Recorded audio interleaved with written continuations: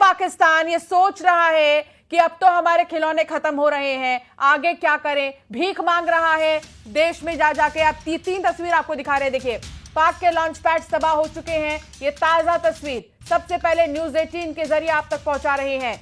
पाक के launch pad तबाह हो गए हैं। रावलपिंडी पाकिस्तान की तस्वीर आप देखिए, जहां पर तबाही का मंजर देखने को मिला है। और ये नूर खान एयरबेस है, ये पाकिस्तान का एयरबेस। इससे जो हवाई शक्ति है पाकिस्तान की वो कम हो जाएगी। ये एयरबेस जिन्हें तबाह कर दिया गया है। और तीन तस्वीरों को ध्यान से देखिए, पाक के लॉन्च पैड्स तबाह हो चुके हैं। पाक का ड्रोन मार गिराया गया। अमृतसर पंजाब की तस्वीर दिखा रहे हैं, जहां पाक का ड्रोन मार गिराया गया और उसका एक टुकड़ा मिला है। यहां पर पाक के ठिकानों को नेस्तनाबूद कर दिया गया है। तो कई ठिकाने ऐसे पाकिस्तान में, ये नूर खान एयरबेस जिसको तबाह कर दिया गया है। तो पाकिस्तान के एयरबेस पर लगातार एक्शन जारी है। और पाक मंत्री का इस बीच एक बयान आता है, वो ये कहता हुआ नजर आया कि उम्मीद है भारत तनाव कम करना चाहेगा। एक तरफ जहां परमाणु रणनीति को लेकर चर्चा, परमाणु और मिसाइल रणनीति पर यह काम करती है एनसीए, इसकी बैठक बुलाई गई है पाकिस्तान पीएम की तरफ से। और दूसरी तरफ पाक मंत्री का क्या कहना है, हमें बहुत नुकसान हुआ है, मकान और माल मवेशी का। और डर का माहौल आपको? जी जी जी, बहुत डर का माहौल है। रात भर आप सोए भी नहीं हो? नहीं सो पाए जी। रात भर गोलीबारी चली? जी जी, गोलाबारी, बहुत आवाज़ें आ रही थी। तो ऊपर वाले से क्या दुआ करोगे आप? अल्लाह रहम करे, अल्लाह इसको शांत करे, इस माहौल को। डर का माहौल है, बहुत डर का माहौल है यहाँ पे। कोई बाहर नहीं निकल रहा? हम देख रहे हैं नहीं कोई नहीं, डर है ना, कहीं से गोलाबारी, कहीं से फायरिंग होगी तो नुकसान होगा, जानी नुकसान, माली। कहीं कहीं लोग तो टंगदा और कुपवारा से अब सेफर प्लेस पे जा रहे हैं, जहाँ पे जी जी जी नहीं है। बहुत हमने देखे यहाँ। जी जी, घर छोड़ के जा रहे हैं, अपना घर छोड़ के जा रहे हैं। डर है, जान का डर। कुछ लोगों को आप सुन रहे हैं, आम नागरिक है ये, डर तो है लेकिन हिम्मत बनाए हुए हैं। तो दूसरी तरफ आपको ये तीन तस्वीर दिखा रहे हैं, पाक के एयरबेस की तस्वीर आप ध्यान से देखिए, जिनको तबाह कर दिया गया है। इससे हवाई शक्ति पाकिस्तान की कमजोर हो गई है। और अभी हाल ही में एक ताजा अपडेट ये आया कि एनसीए की बैठक बुलाई गई है पाकिस्तान में। भारत की जवाबी कार्रवाई के बाद पाकिस्तान बौखला गया है। और इस बीच पाकिस्तान के प्रधानमंत्री शहबाज शरीफ ने राष्ट्रीय कमान प्राधिकरण की बैठक बुलाई है। ये तीन तस्वीर, जम्मू के पास भारतीय सेना ने पाकिस्तानी चौकियों और आतंकवादी लॉन्च पैड्स को नष्ट कर दिया है, जहां से ट्यूब लॉन्च ड्रोन भी लॉन्च किए जा रहे थे। ये जानकारी रक्षा सूत्रों के हवाले से सामने आ रही है। और ये तीन तस्वीर आपको हम दिखा रहे हैं, जहां से लगातार मिसाइल्स को दागने का जो पूरा प्लान इन्होंने तैयार किया था, उसी एयरबेस को तबाह कर दिया गया है।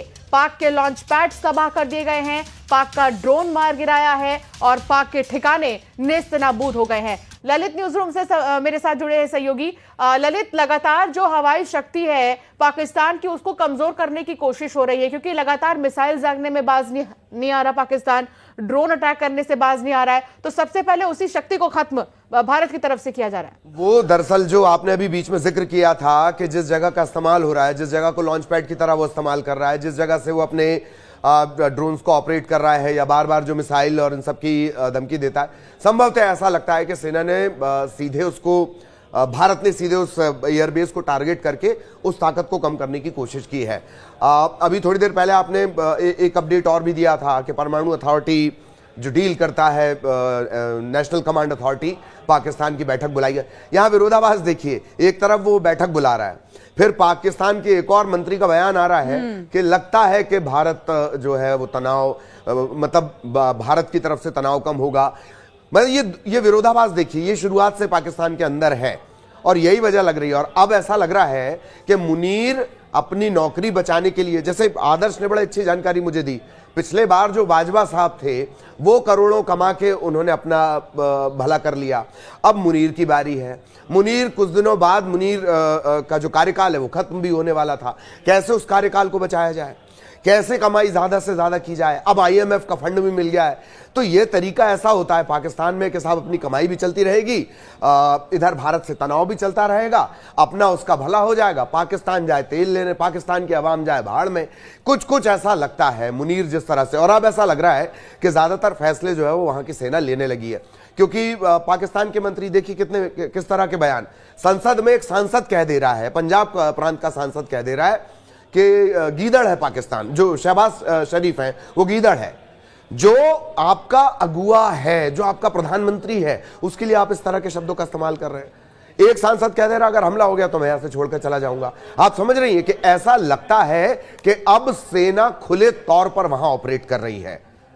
जो अब तक की जानकारियां हैं या जिस तरह के बयान आए हैं, अब धीरे धीरे ये बात सही है। अब यहां चतुर्वेदी साहब का जो थ्योरी थी, जो डिफेंस एक्सपर्ट अभी जुड़े हुए थे, या वो जिस बात की वकालत कर रहे हैं कि नहीं सीधे ठोक दो, सीधे ठोक दो, सीधे ठोक दो, सीधे ठोकने की जगह अब वो बात आ गई है कि हाँ और एग्रेसिव हमें होना होगा। मोटा मोटी ऐसा लगता है, क्योंकि जब मंत्री या नेता इधर उधर की बातें करने लगे, अल्लाह बल्ला बोलने लगे, आए अंट शंट कुछ बोलने लगे, तब ऐसा लगता है कि पाकिस्तान में सेना ऑपरेट करने लगी है। धीरे धीरे वो अपने आप को मजबूत करेंगे। और ऐसा रहा है वहां पर, इसी तरह का सिस्टम रहा है कि भारत के साथ पहले स्थितियां खराब होती हैं, फिर जो सैन्य प्रमुख होते हैं वो राष्ट्र प्रमुख बन जाते हैं। अभी भी स्थिति उसी तरफ जाती लग रही है। तो अब जो चतुर्वेदी साहब कह रहे थे कि नहीं इजराइल वाली नीति, टू द पॉइंट ठोको वाली नीति, अब ऐसा लग रहा है कि हाँ उसके तरफ कुछ सोच सकता है भारत, या शायद अब हमने वो शुरू कर दिया है। हम रणनीतिक तौर पर इस तरह से। एक और चीज है, G7 देशों की तरफ से ये अपील की गई है कि दोनों ही देश बात करें शांतिपूर्ण तरीके से, या तो मसले को सुलझा लें या फिर नागरिकों की सुरक्षा को लेकर भी बहुत ज्यादा चिंता इसमें जाहिर की जा रही है। और वाकई में हर देश यही चाहता है कि पहले बातचीत कर मसले को सुलझा लिया जाए। सबसे बड़ा एग्जाम्पल है रशिया और यूक्रेन के वॉर को लेकर भी। नहीं, बिल्कुल सही है। मैं अभी सुन रहा था जब आपने G7 का अपडेट दिया, आपने उसमें शामिल मुल्कों को गिनाया। क्या ये खुद कभी बात करते हैं? यही तो हम करते आए हैं। हम पे मुंबई में अटैक हुआ, हमने पूरी दुनिया को बताया अटैक हुआ, अटैक हुआ, अटैक हुआ। इससे पहले हम पर अटैक होता था, हम पूरी दुनिया को बताते थे अटैक हुआ, अटैक हुआ। अब हम ये बता रहे हैं कि हम पर अटैक हुआ है, हमारे 26 लोग मारे गए हैं, हम अपने तरीके से समस्या को डील करेंगे। ये सभी देश इस तरह की बातें कर रहे हैं। आप कह रहे हैं कि तनाव कम करें, G7 जो कंट्रीज हैं वो ये कह रही हैं। इसके अलावा तुर्की ने भी यही बात कही। किस तरह से तुर्की बात कर रहा है कि आप दोनों तनाव को कम करें, हम ये चाहते हैं, लेकिन जो पाकिस्तान है वो हमारे भाई के जैसा है।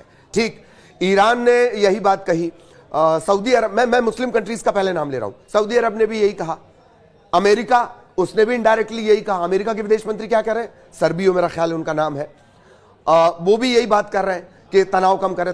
इधर IMF उनको फंड दे रहा है। हम यही चाह रहे थे ना कि IMF उनको फंड ना